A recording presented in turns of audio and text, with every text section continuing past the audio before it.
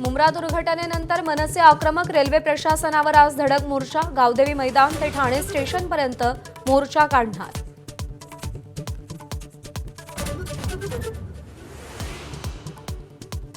शरद पवार आणि अजित पवारांच्या राष्ट्रवादीचा 26वा वर्धापन दिन. दोन्ही राष्ट्रवादी एकत्र येणार का या चर्चांच्या पार्श्वभूमीवर मेळाव्यांकडे सगळ्यांचं लक्ष.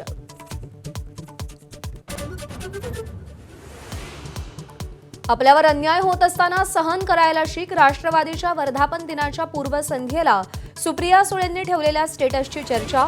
सुळेंचा रोख नेमका कुणाकडे, सवाल उपस्थित.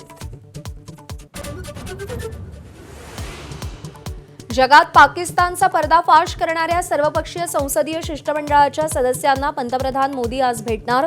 खासदारांचे अनुभव ऐकून आभार मानणार.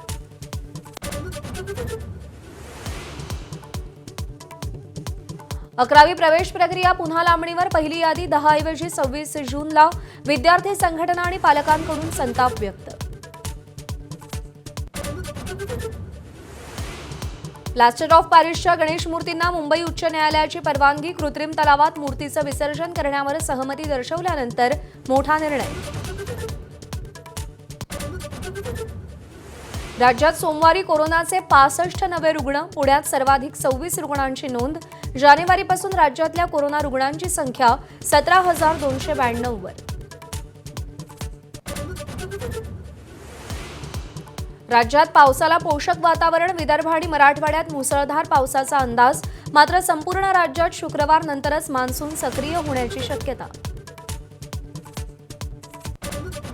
भारतीय संघाचा माजी कर्णधार Mahendra Singh Dhoni ICC hall of fame मध्ये समाविष्ट.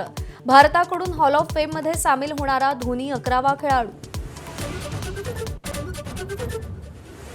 वेस्ट इंडिजचा आक्रमक फलंदाज आणि माजी कर्णधार निकोलस पुरनची अचानक निवृत्तीची घोषणा. अवघ्या 29व्या वर्षी क्रिकेटला रामराम. क्रिकेट वर्तुळात धक्का आणि आश्चर्यही व्यक्त. एबीपी माझा, उघडा डोळे बघा नीट.